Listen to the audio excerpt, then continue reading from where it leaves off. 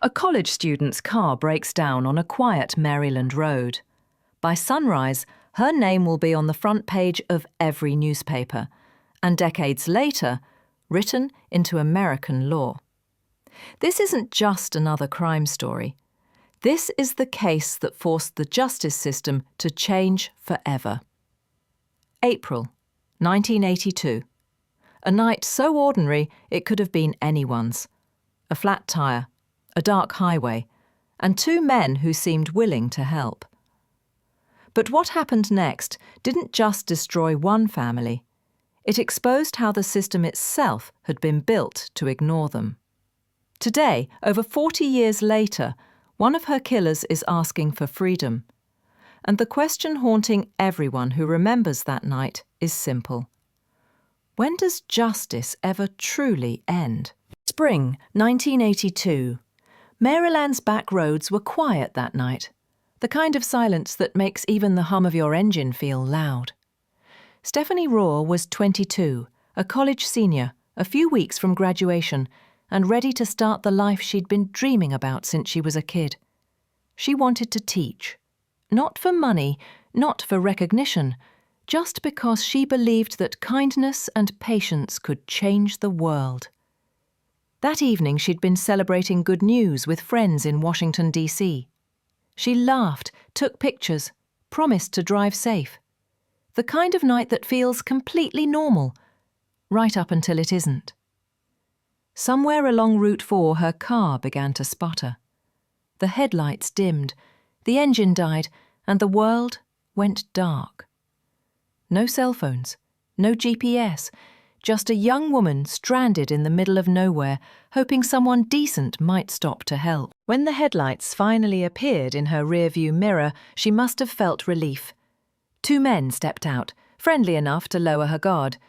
But within minutes, that lonely country road turned into a hunting ground.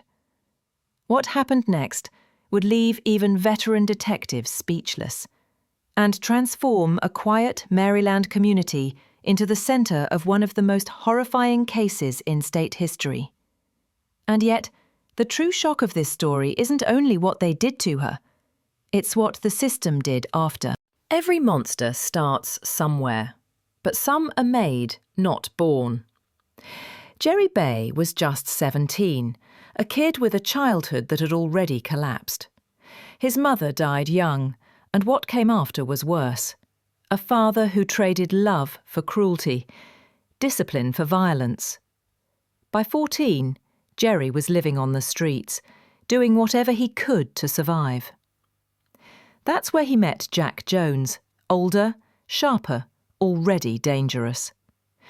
Jones was 26, and he saw in the desperate teenager exactly what he needed.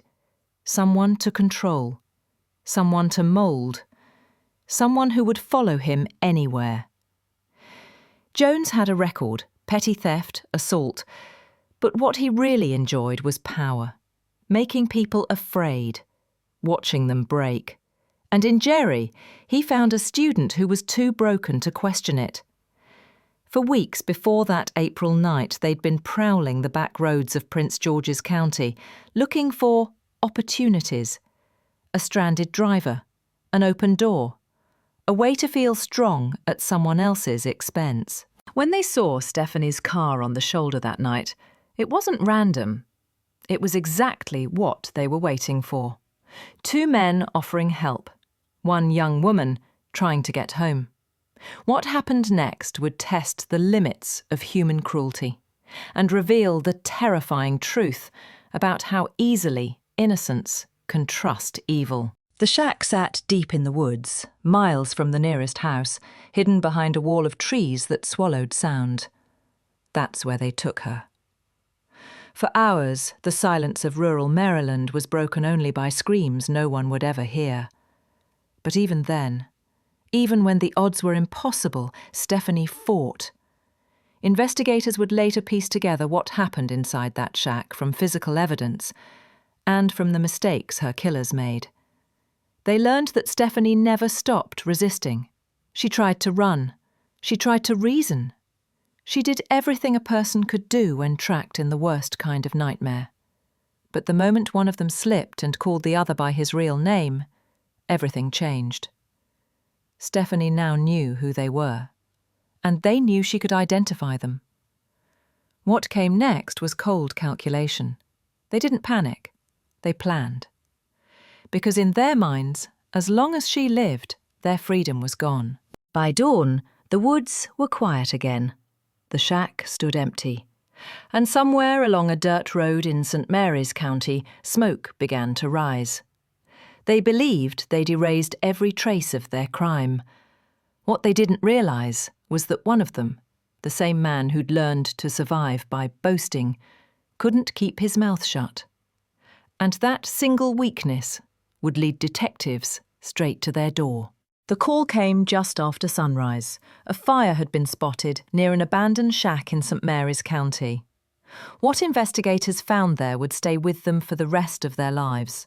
The scene was unrecognisable, evidence of rage, panic, and something darker.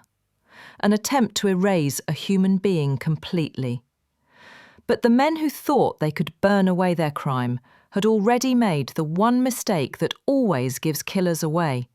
They talked. Within days, police were hearing whispers. Jerry Bay couldn't stop bragging. He told friends, cellmates, anyone who'd listen about what he and Jack Jones had done.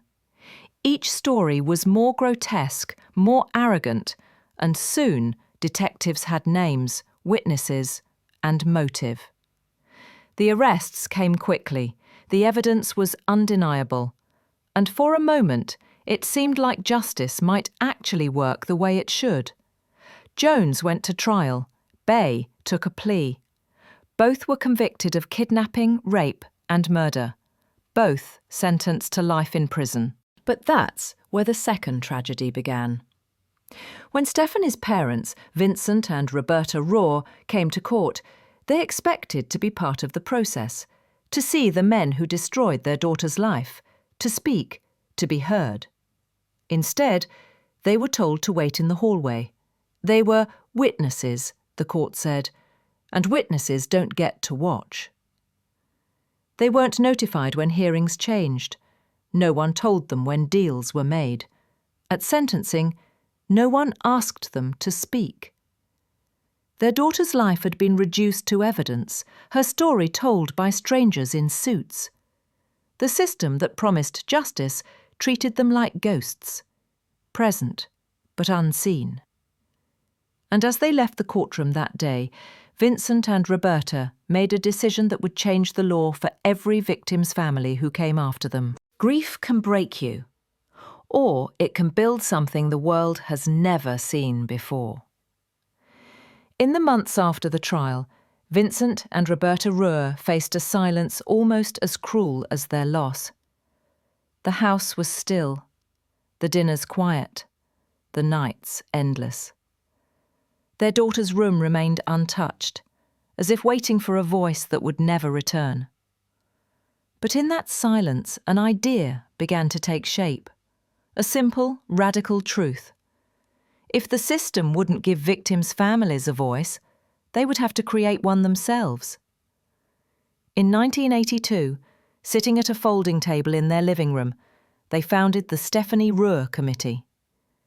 It wasn't an organisation yet, just two grieving parents writing letters, calling lawmakers, and listening to other families who had been ignored, just like them. Word spread. Parents who'd lost children to murder, spouses who'd been left behind, brothers and sisters who'd been told their pain didn't matter. They all started reaching out. What began as two people's heartbreak became a network of voices demanding to be heard. The Rohrs didn't speak like politicians. They spoke like parents, plain, honest, and relentless. And that authenticity cut through everything. Over the years, their living room effort grew into a movement. They stood before state legislators, prosecutors, even the US Congress, repeating one message over and over. Victims deserve rights too. By the early 2000s, their work reached Washington, D.C. The result was landmark legislation. the Crime Victims' Rights Act, a federal law that guaranteed families like theirs the right to be notified, to attend hearings, and to speak at sentencing. What started with one family's grief had become a revolution in American justice. And through it all, the rowers carried one name with them, the name of the daughter whose voice had been stolen, but whose legacy would never again be silenced. By the time the Crime Victims' Rights Act became federal law, the world had already changed, and so had the justice system that once ignored families like the rowers. For the first time in American history, victims' families had rights written into law. The right to be notified of hearings, the right to be present in court, the right to speak before sentencing, to look a killer in the eyes and say, "This is who you destroyed." These weren't privileges, they were promises. Born from the voice of a young woman who never got the chance to speak for herself. Across Maryland, Stephanie's name became a symbol of that promise. Her university named a gallery after her. Highways carried her name as a reminder that justice should never silence compassion. But her parents never cared about memorials. What mattered most was knowing that no other family would have to sit in the hallway while strangers decided their loved one's fate. In courtrooms across America, when grieving families rise to speak, they're exercising a right that didn't exist before April of 1982, a right built on Stephanie's story. Her legacy isn't carved in stone or cast in bronze. It's written in law and spoken every time a victim's family stands and is finally heard. And yet, 4 decades later, that same law would be tested by the man who once tried to erase her name forever. 40 years later, the story that once defined Maryland's darkest night wasn't over. Jerry Bay, now 59 years old, grey-haired, soft-spoken and far from the teenager who terrorised Stephanie Raw, was back in court. The same courtroom that had once condemned him for one of the most brutal crimes in state history was now being asked to consider something unthinkable: his release. A new law, the Juvenile Restoration Act, allowed anyone convicted as a minor to request a reduced sentence after 20 years behind bars. Bay had been 17 in 1982, and now he wanted a second chance. His defence told a story of transformation. A boy who'd been beaten, broken and misled by an older man. A prisoner who found faith, earned a degree, mentored others. They said he was no longer the same person who'd committed the crime. In the front row sat Roberta Raw, now in her 80s. She listened quietly as lawyers described the man who'd destroyed her daughter's life as rehabilitated. When it was her turn to speak, she stood, slowly. The same woman who had once been silenced by the court system that ignored her pain. "I have forgiven him," she said. "But forgiveness doesn't mean forgetting. And it doesn't erase accountability." Her voice didn't tremble. After 4 decades, she wasn't speaking as a victim anymore. She was speaking as the reason victims have a voice at all. Around her, the courtroom fell silent. On one side, advocates for reform argued that keeping an aging man in prison served no purpose beyond revenge. On the other, families of victims, prosecutors and lawmakers insisted that some crimes are so horrific they forfeit any claim to mercy. And somewhere between those two truths stood a question that has haunted justice systems for centuries. Can someone who has done unimaginable evil ever truly change? Whether Jerry Bay walks free or dies in prison, one thing remains certain. The reason that debate exists, the reason families can stand in that courtroom and be heard, is because of Stephanie. Even in death, her voice is still shaping the meaning of justice. In every courtroom where a victim's family rises to speak, Stephanie Raw is there. Not in body, but in voice. Her story didn't end on that dark Maryland road. It became a promise that no one else's daughter, mother or son would be forgotten by the system meant to protect them. Because of her, the silent now have a microphone. The powerless have a place to stand. The forgotten finally have a face. The laws she inspired have given thousands of families what the Raws never had. The right to speak truth to power, to demand accountability, to make sure their pain is seen. And every time a mother faces her child's killer and says, "This is who you took from me," Stephanie's legacy lives on. Her name appears on highway signs and gallery walls, but her real monument is invisible. It's written in every courtroom where justice finally listens. 4 decades later, Roberta Raw still keeps her daughter's photograph nearby. The smile, the camera, the spark of someone who believed the world could be kind. The last time she saw Stephanie, she was heading out the door, laughing, asking if her socks matched, promising to call if she'd be home late. A moment so small, so ordinary, that no one could have known it would be the last. But through that tiny memory, through her mother's voice, Stephanie still speaks, reminding us that sometimes the loudest echoes come from the ones who were never meant to be heard. Because justice isn't just about punishment. It's about remembrance. It's about making sure silence never wins again.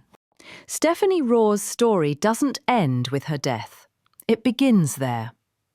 What happened on that Maryland road in 1982 could have been just another forgotten tragedy. But her family refused to let that happen. They turned grief into purpose, heartbreak into change.